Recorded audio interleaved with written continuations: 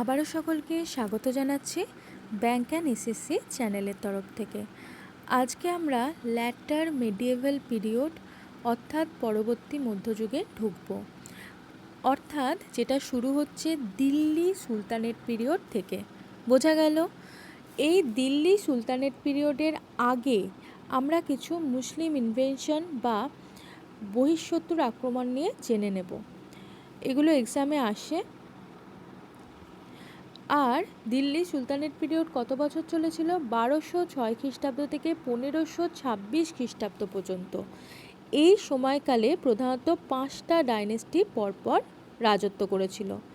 তার আগে এই ভিডিওতে মেনলি বহিঃশত্রুর আক্রমণ, কোন কোন বাইরের দেশের শত্রুরা প্রধানত মুসলিমরা আক্রমণ করেছিল সেগুলো আমরা দেখে নেব। ফার্স্ট যেটা বলছে, ফার্স্ট মুসলিম ইনভেডার কে ছিল? জাতিতে ছিল আরবি। মোহাম্মদ বিন কোয়াসিম। ভারতে আক্রমণ করা সর্বপ্রথম মুসলিম ইনভেডার কে ছিল? মোহাম্মদ বিন কোয়াসিম, যে ভারত আক্রমণ করেছিল কোথায়? সিন্ধু প্রদেশ, বর্তমানে পাকিস্তানে চলে গেছে। সিন্ধু প্রদেশ আক্রমণ করেছিল। তখন সিন্ধু প্রদেশের রাজা কে ছিল? দাহির। কত সালে? 712 খ্রিস্টাব্দে। ইম্পর্টেন্ট পরীক্ষায় এসছে, তাই কভার করা হয়েছে। বোঝা গেল? 712 খ্রিস্টাব্দে রাজা দাহির যখন সিন্ধু অঞ্চলে রাজত্ব করছিল, তখন সেখানে আক্রমণ করে সুদূর আরব দেশ থেকে আসা কি মুসলিম ইনভেটার বা মুসলিম শাসক মোহাম্মদ বিন কোয়াসিম। এটা ছিল ভারতের ফার্স্ট মুসলিম ইনভেশন।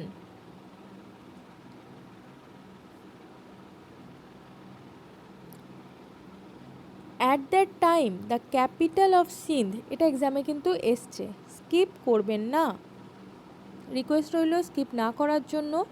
এই সময় সিন্ধু অঞ্চলের ক্যাপিটাল কি ছিল যখন রাজা দাহির রাজত্ব করত সিন্ধু অঞ্চলে? আলোর। আলোর ছিল তখন এখানকার ক্যাপিটাল।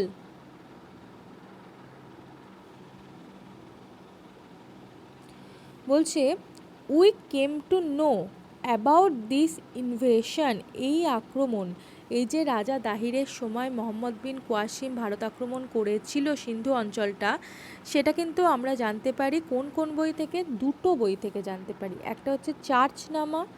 চার্চনামা বই থেকে জানতে পারি। এটা হুবহু এইভাবে প্রশ্নে এসেছিল যে কোন বই থেকে আমাদের ফার্স্ট মুসলিম ইনভেশনের কথা আমরা জানতে পারি? চার্চনামা বই থেকে। অপশানে 3টা আলাদা ছিল, সঙ্গে ছিল চার্চনামা। এতে এর যে রাইটারটা ছিল, অথর যিনি লিখেছিলেন, কোন রাইটার সেটা এখনো পর্যন্ত জানা যায়নি, আননোন। এছাড়া মীর মোহাম্মদ মাসুমের লেখা তারিক-ই সিন্ধ বই থেকেও জানতে পারি। প্রশ্ন এইভাবে দিতে পারে, তারিক-ই সিন্ধ বইটা কার লেখা? মীর মোহাম্মদ মাসুমের লেখা। বা মীর মোহাম্মদ মাসুমের লেখা বই কোনটা? 3টে আলাদা দিল, সঙ্গে দিল তারিক-ই সিন্ধ। প্রথম একটু অজানা মনে হবে, বাট বেশ কয়েকবার পড়ে নিলে তখন কিন্তু সেটা সোজা হয়ে যাবে। 4 নম্বরটা বলছে, হিস্টোরিয়ান লেন পোল, ঐতিহাসিক লেন পোল, এই যে আরবরা ভারত আক্রমণ করে মোহাম্মদ বিন কোয়াসিম এবং সিন্ধু প্রদেশ জয় করেছিল, এটা কিন্তু ভারতের ইতিহাসে তেমন কোনো গভীর প্রভাব ফেলতে পারেনি, খুব তাৎক্ষণিক এফেক্ট ছিল। তাই তিনি বলেছিলেন, এ ট্রায়াম্প, মানে এমন একটা জয় উইদাউট রেজাল্ট, যার কোনো সুদূরপ্রসারী ফলাফল ছিল না। আরবরা যে ভারত আক্রমণ করেছিল এবং জয় করেছিল, আরব কনকোয়েস্ট দ্য সিন্ধ, আরবরা যে সিন্ধু প্রদেশ জয় করেছিল সেই নিয়ে বলেছিলেন। এটা ভীষণ ইম্পর্টেন্ট। জিজিয়া ট্যাক্স, যেটা আমরা দেখি বারবার মুসলিমরা অমুসলিমদের ওপর এই ট্যাক্স সেই সময় রাজত্বকালে অ্যাপ্লাই করেছিল, অমুসলিমরাই এই জিজিয়া ট্যাক্সটা দিত। জিজিয়া ট্যাক্স ইন্ট্রোডিউস ফার্স্ট সিন্ধু অঞ্চলে, সর্বপ্রথম ভারতে সিন্ধু অঞ্চলে কী ট্যাক্স ইন্ট্রোডিউস করা হয়েছিল? জিজিয়া ট্যাক্স। জিজিয়া কিন্তু একটা তখনকার দিনে ফেমাস ট্যাক্স সিস্টেম ছিল। এই জিজিয়া ট্যাক্স সর্বপ্রথম ইন্ট্রোডিউস করেছিল সিন্ধু অঞ্চলে কে? আরবরা। বোঝা গেল, এই যে তারা সিন্ধু অঞ্চল দখল করে নিয়েছিল, এই সময় এখানকার অধিবাসীদের ওপর তারা কি করলো? জিজিয়া ট্যাক্স বা জিজিয়া কর নিতে শুরু করলো। বলছে, আফটার কনকোয়েস্ট অফ সিন্ধু প্রদেশ জয় করার পর এটা তাহলে ওই সাম্রাজ্যের মধ্যে চলে গেল, আরবদের অধিকারে চলে গেল, আরব সাম্রাজ্যের মধ্যে। তখন এই সিন্ধু প্রদেশের নতুন নাম হয়ে গেল কি, উমায়াদ খলিফাতের মধ্যে চলে গেল। মানে উমায়াদ খলিফাত বলে যে প্রদেশটা ছিল তার মধ্যে ইনক্লুড হয়ে গেল সিন্ধু প্রদেশ, আরবদের বিজিত রাজ্য হিসাবে। বোঝা গেল? এবার বলছে তুর্কি ইনভেনশন। ফার্স্ট তুর্কি ইনভেনশন কী ছিল? আমরা সুলতান মাহমুদের নাম খুব ভালোভাবে জানি, তাই না? সুলতান মাহমুদ তিনি কোথাকার রুলার ছিলেন? গজনি বা গজনভির রুলার। সুলতান মাহমুদ গজনভি ইনভেটেড ইন্ডিয়া, ভারতে আক্রমণ করেছিলেন সুলতান মাহমুদ কতবার? 17 বার। কত সাল থেকে কত সাল? 1000 খ্রিস্টাব্দ থেকে 1027 খ্রিস্টাব্দের মধ্যে। সুলতান মাহমুদ তাহলে কি সেকেন্ড মুসলিম ইনভেডার। বোঝা গেল? তিনি 17 বার ভারত আক্রমণ করেছিলেন 1000 থেকে 1027 খ্রিস্টাব্দের মধ্যে।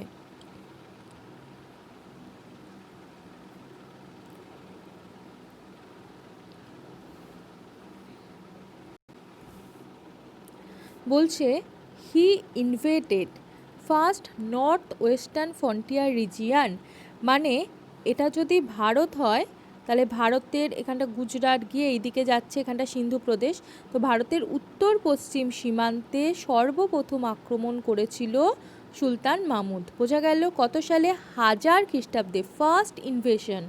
বোঝা গেল? ফার্স্ট ইনভেশনে কার সাথে যুদ্ধ হয়েছিল? জয়পালের সাথে। হিন্দু শাহী কিং জয়পাল এই অঞ্চলে রুলার ছিল। মানে ভারতের উত্তর পশ্চিম অঞ্চলে যেই জায়গায় মাহমুদ আক্রমণ করেছিল সেখানকার তখনকার রুলার কে ছিল? রাজা রাজা জয়পাল। বোঝা গেল? রাজা জয়পাল ছিল তখন এই অঞ্চলের রুলার।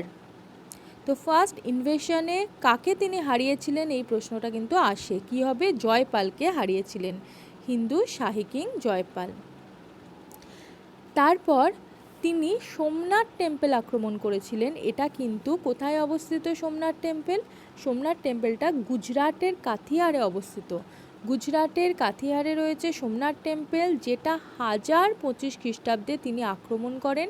যখন ওই গুজরাটের যে অঞ্চলে সোমনাথ টেম্পল ছিল সেখানকার রুলার কে ছিল? Bhimdev. He invaded Somnath temple in 1025 AD 1025 AD when the ruler of that area was Bhimdev.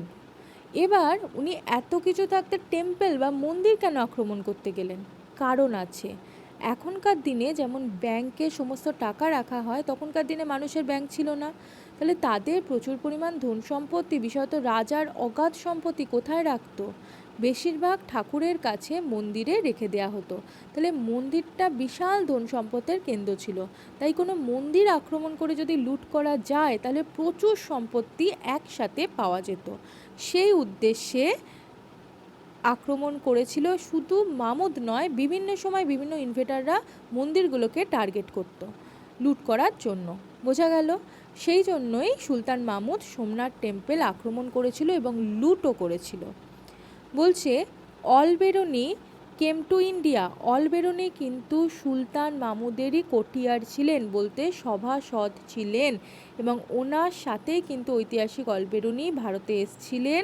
কখন? যেইবারে তিনি সোমনাথ টেম্পল আক্রমণ করতে ভারতে এলেন 1025 খ্রিস্টাব্দে, তখনই তার সাথে অলবেরনি ভারতে এলো। বোঝা গেল? তারপর বলছে অলবেরনির পুরো নাম কি? বারবার আসে এক্সামে, ভীষণ ইম্পর্টেন্ট। কি? আবু রেইহান অলবেরুনি। মুখস্থ না থাকলেও একটু চোখে রেখে দিন, তাহলে কি হবে যে অনেকগুলো যদি 4টে অপশান পড়ে, 3টে আননোন অপশান পড়বে, একটা নোন অপশান, তো এইটা যেন নোন মনে হয় আপনার কাছে। যেগুলো একদমই ওয়ার্ড মুখস্থ হতে চাইবে না সেগুলোর ক্ষেত্রে এই প্রসেসটা ফলো করবেন, এক্সামের আগে জাস্ট চোখটা বুলিয়ে যাবেন। তাহলে কি হচ্ছে? আবু রেইহান অলবেরুনি। বোঝা গেল? আসল নাম আবু রেইহান অলবেরুনি, এমনিতে সোজা আছে কিন্তু। বলছে সুলতান মাহমুদ কী নামে পরিচিত ছিলেন? বাদশিকান। বাদশিকান কথাটার মানে জানেন? এর মানে হলো মূর্তি ধ্বংসকারী। তিনি কিন্তু হিন্দু ধর্ম বা সমসাময়িক অন্য ধর্মকে ভালো নজরে দেখতেন না। তিনি জোর করে ইসলাম ধর্ম প্রবর্তনে বিশ্বাসী ছিলেন। তিনি যে জায়গাটা জয় করতেন সে জায়গার মানুষদের জোর করে ইসলাম ধর্ম বা মুসলিম ধর্মে কনভার্ট করতেন। ফলে অন্য ধর্মের মন্দির, মূর্তি সমস্ত ভেঙে দিতেন। সেই জন্য তাকে কি বলা হয়? মূর্তি ধ্বংসকারী বা বাদশিকান। বলছে অ্যানাদার ফেমাস কোটিয়ার, আর একজন বিখ্যাত সভাসদ ছিলেন কার? সুলতান মাহমুদের। তার নাম কি? ফিরদৌসী। তিনি কি লিখেছিলেন? শাহনামা। এটা বারবার এসছে। শাহনামা বইটা কার লেখা? ফিরদৌসীর লেখা। তিনি কার কোটিয়ার ছিলেন? তিনি ছিলেন সুলতান মাহমুদের সভাসদ।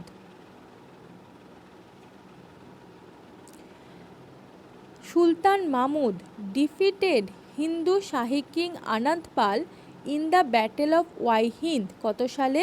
1009 খ্রিস্টাব্দে। প্রশ্নটা এভাবে এসেছিল, আনন্দ পাল কোন রুলারের দ্বারা পরাজিত হয়েছিল? হিন্দু শাহী কিং আনন্দ পাল। উত্তর হবে সুলতান মাহমুদ। আবার আসতে পারে ধরুন এই ধরনের প্রশ্ন যে ওয়াইহিন্দের যুদ্ধ কাদের কাদের মধ্যে হয়েছিল? সুলতান মাহমুদ আর আনন্দ পালের মধ্যে। বলছে সেকেন্ড তুর্কিশ ইনভেশন বলতে পরবর্তীকালে, মানে টোটালি থার্ড মুসলিম ইনভেশন হচ্ছে এটা। কারণ প্রথম আক্রমণ করেছিল কে? মোহাম্মদ বিন কোয়াসিম, তারপর সুলতান মাহমুদ, তারপর আক্রমণ করলো মোহাম্মদ ঘোরি, যিনি ছিলেন কি পরবর্তীকালে গজনি দখল করে গজনির রুলার হয়। তার আগে ছিল ঘোর অঞ্চলের রুলার। বোঝা গেল? ঘোর অঞ্চলের রুলার ছিল মোহাম্মদ ঘোরি, পরবর্তীকালে হয়ে যান গজনির রুলার। তিনি কিন্তু ভারতকে জয় করতে চেয়েছিলেন বা সাম্রাজ্যের অধীনে আনতে চেয়েছিলেন। বলছে মোহাম্মদ ঘোরি ইনভেটেড, মোহাম্মদ ঘোরি সবার প্রথম ভারতের উত্তর পশ্চিমে অবস্থিত মুলতান প্রদেশ 1175 খ্রিস্টাব্দে আক্রমণ করেছিল। মোহাম্মদ ঘোরি 1175 সালে মুলতান প্রদেশ আক্রমণ করে, যখন মুলতানের রুলার কে ছিল? কারমার্থি। কারমার্থির সময় কি করেছিল? মুলতান প্রদেশ আক্রমণ করেছিল। কারমার্থিটা মনে রাখতে হবে। কত সালে? 1175। বোঝা গেল? 1175 সালে। এই মোহাম্মদ ঘোরি যখন ভারত আক্রমণ করে তখন কিন্তু এই অঞ্চলে ভারতে দুটো শক্তিশালী রুলার ছিল। প্রধানত এটা যদি ভারত হয়, দিল্লি, কনৌজকে কেন্দ্র করে জয়চাঁদ প্রচুর শক্তিশালী রুলার ছিল। এছাড়া দিল্লিতে রাজত্ব করত পৃথ্বীরাজ চৌহান। এই পৃথ্বীরাজ চৌহান এবং কনৌজের জয়চাঁদের সাথে কিন্তু ভালো সম্পর্ক ছিল না। একটু শর্টে হিস্ট্রিটা বলে দিচ্ছি, গল্পের আকারে একটু শুনে রাখুন, তাহলে মানে মনে থাকবে জিনিসটা। অ্যাকচুয়ালি কনৌজ কিন্তু অনেক শক্তিশালী ছিল তখন দিল্লির থেকে, যদিও দিল্লির রাজা পৃথ্বীরাজ চৌহান কিন্তু খুব সাহসী এবং শক্তিশালী একজন ব্যক্তিত্ব ছিল। ফলে দুজনের মধ্যে একটা ইস্যু হবে, ইগো ইস্যু বাঁধবে। তার সাথে একসময় জয়চাঁদ ঠিক করলেন তিনি রাজসূয় যজ্ঞ করবেন। ফলে তিনি বিভিন্ন রাজ্যে রাজাদের কাছে দূত পাঠালেন, তারা যাতে তার রুলারশিপ স্বীকার করে নিয়ে তার অধীনে চলে আসেন এবং রাজসূয় যজ্ঞে তার আহ্বানে অংশগ্রহণ করে। তাহলে রাজসূয় যজ্ঞ যখনই অর্গানাইজ হবে তখন কি হবে? রাজা জয়চাঁদের একাধিপত্য বিস্তার হবে। কিন্তু এখানে বাদ সাধলেন পৃথ্বীরাজ চৌহান। পৃথ্বীরাজ চৌহানের কাছে যখন রাজা জয়চাঁদের দূত গেল, পৃথ্বীরাজ চৌহান তার কাছে নথি স্বীকার করতে কিন্তু অস্বীকার করলো। এরকম আর যে রাজারা অস্বীকার করেছিল তাদের প্রত্যেককে কিন্তু জয়চাঁদ যুদ্ধে হারিয়ে দিলেন, এক্সেপ্ট পৃথ্বীরাজ। তো পৃথ্বীরাজের উপর তখন জয়চাঁদ যথেষ্ট রেগে রয়েছেন। কিন্তু জয়চাঁদের একজন মেয়ে ছিলেন, যেমন সুন্দরী তেমন বিদুষী, নাম ছিল সম্যগীতা। তো এই সম্যগীতা কিন্তু লোকমুখে, তখনকার দিনে তো এত নেটের যুগ ছিল না, লোকমুখে পৃথ্বীরাজ চৌহানের সাহসিকতার কথা শুনেছিলেন এবং মনে মনে পৃথ্বীরাজ চৌহানকেই স্বামী বলে স্বীকার করার কথা স্বপ্ন তিনি দেখেছিলেন। এবার এদিকে রাজসূয় যজ্ঞ হয়ে গেল, পৃথ্বীরাজ চৌহান কিন্তু নথি স্বীকার করলেন না। অপরদিকে পরবর্তীকালে রাজা জয়চাঁদ যখন সম্যগীতার কী করলেন, স্বয়ংবরের আয়োজন করলেন, তখন তিনি সমস্ত অঞ্চলের রাজাদের আহ্বান জানালেন তার হবু স্বামী হওয়ার জন্য, এক্সেপ্ট পৃথ্বীরাজকে আহ্বান করলেন না। রাজা জয়চাঁদ তার মেয়ে সম্যগীতার জন্য যে স্বয়ংবর সভাটা আয়োজন করলেন, সেই স্বয়ংবর সভায় কিন্তু সমস্ত রাজারা এলো এবং রাজা জয়চাঁদ ইচ্ছা করে পৃথ্বীরাজ চৌহানকে ছোট করার জন্য রাজদরবারে ঢোকার রাস্তায় কিন্তু কী করলেন, পৃথ্বীরাজ চৌহানের স্ট্যাচু তৈরি করে রেখে দিলেন অ্যাজ এ দ্বাররক্ষক বা ডোর কিপার। এটা কিন্তু ভীষণ অপমান করা হলো পৃথ্বীরাজ চৌহানকে। কিন্তু ভাগ্যের বিষয় এটাই যে সম্যগীতা মন থেকে পৃথ্বীরাজ চৌহানকেই তার স্বামী বলে স্থির করে নিয়েছিল, তাই ওই স্ট্যাচুর মধ্যেই উনি কী করেছিলেন, মাল্যদান করে তাকে স্বামী বলে, ওই স্ট্যাচুকেই স্বামী বলে মনে করলেন। পৃথ্বীরাজ চৌহান যখন ঘটনাটা জানতে পারলেন তখন সম্যগীতাকে নিতে চলে এলেন এবং তিনি সম্যগীতাকে নিয়ে চলে গেলেন দিল্লিতে। পৃথ্বীরাজ চৌহান দিল্লির রাজা ছিলেন, দিল্লিতে চলে গেলেন। ফলে এই যে প্রেম কাহিনী বা জয়চাঁদের মেয়ে সম্যগীতাকে কেন্দ্র করে একটা পৃথ্বীরাজ চৌহান এবং জয়চাঁদের মধ্যে একটা তিক্ত সম্পর্ক শুরু হয়ে গেল। তো জয়চাঁদ সুযোগ খুঁজতে থাকলো যে কিভাবে পৃথ্বীরাজ চৌহানের কাছে বদলা নেওয়া যায়। মাঝে এলেন মোহাম্মদ ঘুরি। মোহাম্মদ ঘুরি কিন্তু এর আগে টোটাল 7 বার ভারত আক্রমণ করেছিলেন বলে মনে করা হয়। তার মধ্যে একটা ছিল কবে, 1191 সালে। 1191 সালে তরাইনের প্রথম যুদ্ধ হয়েছিল, যেই সময়েও কিন্তু পৃথ্বীরাজ 7টা বারই কিন্তু পৃথ্বীরাজ তাকে আটকে দিয়েছিলেন। তার মধ্যে লাস্ট বার ছিল 1191 সাল। এই 1191 সালেও কিন্তু পৃথ্বীরাজ চৌহান মোহাম্মদ ঘুরিকে পরাজিত করে বেশিরভাগ সময় কিন্তু মোহাম্মদ ঘুরিকে বন্দি করা হতো। কিন্তু পৃথ্বীরাজ চৌহান যথেষ্ট দানশীল ছিলেন এবং ক্ষমাপরায়ণ ছিলেন, তিনি কিন্তু মোহাম্মদ ঘুরিকে নিজ রাজ্যে ফিরে যেতে সুযোগ দিতেন। কিন্তু প্রবলেমটা হলো তখন যখন জয়চাঁদের সাহায্য পেল বা মিত্রতা পেল মোহাম্মদ ঘুরি।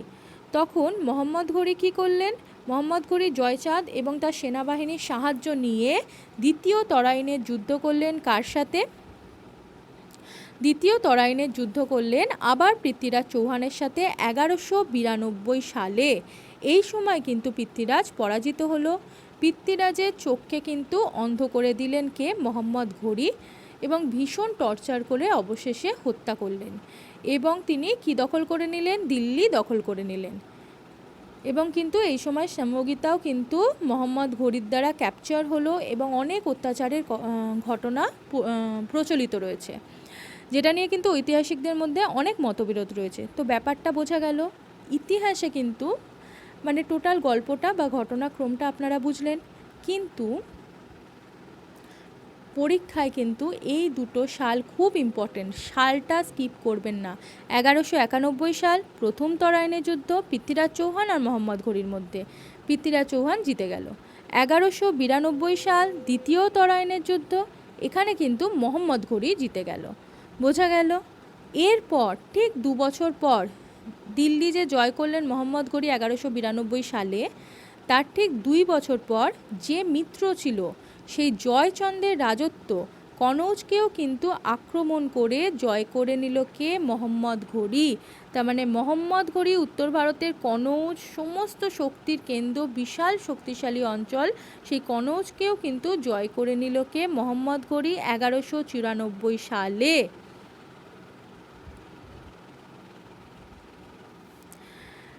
মোহাম্মদ ঘুরি মারা গিয়েছিলেন বা তাকে গুপ্ত হত্যা করা হয়েছিল কবে? 1206 সালে। এই 1206 সাল থেকেই কিন্তু দিল্লি সুলতানের ডাইনেস্টি অরিজিনালি প্রতিষ্ঠা হয়, কারণ তার 3 জন জেনারেল ছিলেন, আর্মি জেনারেল বা সেনানায়ক ছিলেন। তার মধ্যে একজন ছিলেন কুতুবউদ্দিন আইবক, যিনি তার প্রথম জীবনে কী ছিলেন? মোহাম্মদ ঘুরির একজন স্লেভ ছিলেন। এই কুতুবউদ্দিন আইবক কী করলেন? স্লেভ ডাইনেস্টির প্রতিষ্ঠা করে দিল্লিতে সুলতানের ডাইনেস্টির এস্টাবলিশ করলেন। অ্যাকচুয়ালি এই যে সুলতানের ডাইনেস্টির টাইম পিরিয়ডটা, এখানে 5টা ডাইনেস্টি পরপর শক্তিশালী ডাইনেস্টি রাজত্ব করেছিল এবং ভারতে সাম্রাজ্য বিস্তার করেছিল। বোঝা গেল? তাহলে 1206 থেকে সুলতানের পিরিয়ড শুরু হলো কুতুবউদ্দিন আইবকের হাত ধরে। তারপর বলছে তার তাহলে একজন আর্মি জেনারেল কি ছিল? কুতুবুদ্দিন আইবক। বাকি দুজন যে ছিল তাজউদ্দিন ইয়ালদিজ আর নাসির উদ্দিন কুবাচা। এই দুজনও তার দুজন আর্মি জেনারেল ছিল। কার? মোহাম্মদ ঘুরির। তারপর বলছে he may be considered as the founder of কি মুসলিম রুল ইন ইন্ডিয়া। ভারতের মধ্যে ইসলামিক সাম্রাজ্য স্থাপনের যে ফাউন্ডার বা প্রতিষ্ঠাতা কাকে মনে করা হয়? মোহাম্মদ ঘুরিকে। স্লেভ ডাইনেস্টির প্রতিষ্ঠাতা বললে হবে কুতুবুদ্দিন আইবক, কিন্তু সুলতানের ডাইনেস্টির প্রতিষ্ঠাতা বললেও কুতুবুদ্দিন আইবক, কিন্তু মুসলিম রুলের প্রতিষ্ঠাতা বললে হবে মোহাম্মদ ঘুরি। কারণ এর আগে যে সমস্ত মুসলিমরা ভারতে আক্রমণ করেছিল তারা কেউ ভারতে বিশাল কোনো সাম্রাজ্য স্থাপন করতে পারেনি। ভারতের কোণে বা উত্তর পশ্চিম সীমান্তে কিছুটা নিজের সাম্রাজ্যভুক্ত করেছে আর বেশিরভাগই লুট করে চলে গেছে। মোহাম্মদ বিন কোয়াসিম ভারতের উত্তর পশ্চিম অংশে কিছুটা সাম্রাজ্য এস্টাবলিশ করেছিল, আর মামুদ তো বারবার এসছে, ভারত লুট করেছে চলে গেছে, কোনো সাম্রাজ্য এস্টাবলিশ করেনি। বোঝা গেল? তো আজকে ভিডিওটা এই পর্যন্তই থাকুক। যদি আমার ভিডিওগুলো ভালো লেগে থাকে তাহলে রিকোয়েস্ট রইল আমার ভিডিওগুলোকে লাইক করার। আর এই চ্যানেলে সমস্ত ভিডিও সময় মতো আপনারা যদি দেখতে চান তাহলে চ্যানেলটা সম্পূর্ণ বিনামূল্যে জাস্ট এই ভিডিওটার নিচে একটা রেড কালারের সাবস্ক্রাইব বাটন পাবেন, ওটাতে ক্লিক করে সাবস্ক্রাইব করে নিন।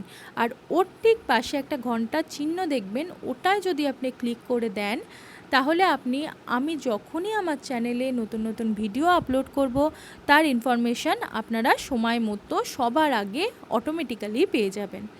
আপনারা আশা করি জানেন এই ফিচারগুলো সম্পর্কে, তাই রিকোয়েস্ট রইল আমার চ্যানেলটা সাবস্ক্রাইব করার জন্য, নোটিফিকেশান আইকন বা বেলটাকে অন করে দেওয়ার জন্য, আর আমার ভিডিওটাকে লাইক করার জন্য, বেশি বেশি করে শেয়ার করার জন্য। আর আপনাদের যদি কোনো টপিকে কিছু জানার থাকে অবশ্যই কম্পিটিটিভ এক্সাম রিলেটেড নিচে কমেন্ট করবেন।